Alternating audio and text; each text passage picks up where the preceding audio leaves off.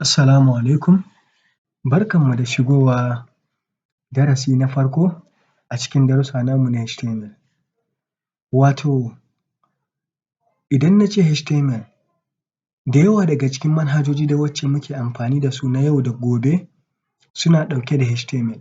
Misali kamar website, applications da kuma sauran softwares.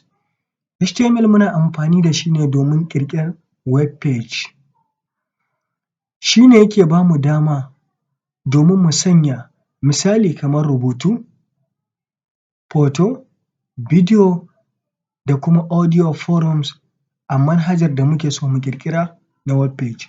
Wato za mu iya cewa HTML shi ne tushe kuma mafari na dukkan manhajoji da muke amfani da su yau da gobe wanda wasu suka ƙirƙira.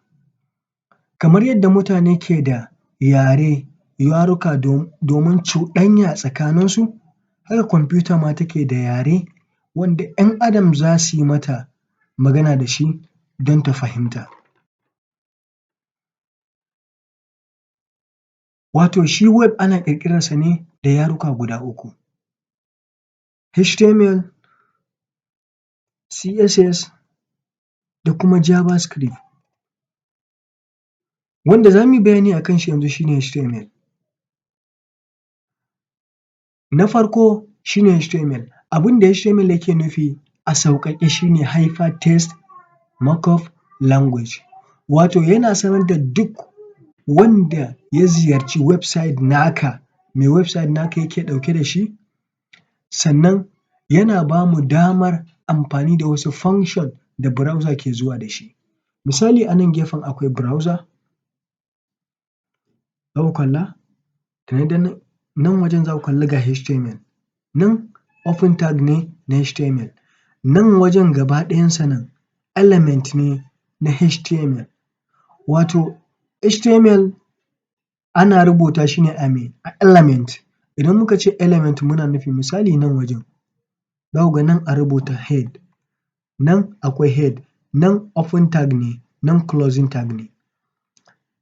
Open tag ɗin nan da closing tag ɗin nan element ne, waɗanda suke cikinsu suma element ne.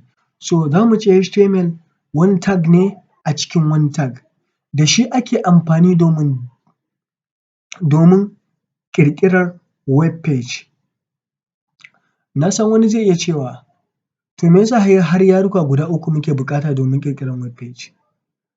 To abin da ya sa shi ne kowanne yana da muhallinsa, wanda idan kuka bibiye mu a cikin wannan darussa namu na HTML za mu muku bayani daki-daki yadda mutum zai iya ƙirƙiran web page nashi, cikakken website ma, saboda HTML yare ne mai sauƙi, mai sauƙin ganewa, kamar yacce yanzu nake iya maka magana ka fahimce ni, haka za ka yi wa kwamfuta magana da HTML ta fahimce ka. Mun gode.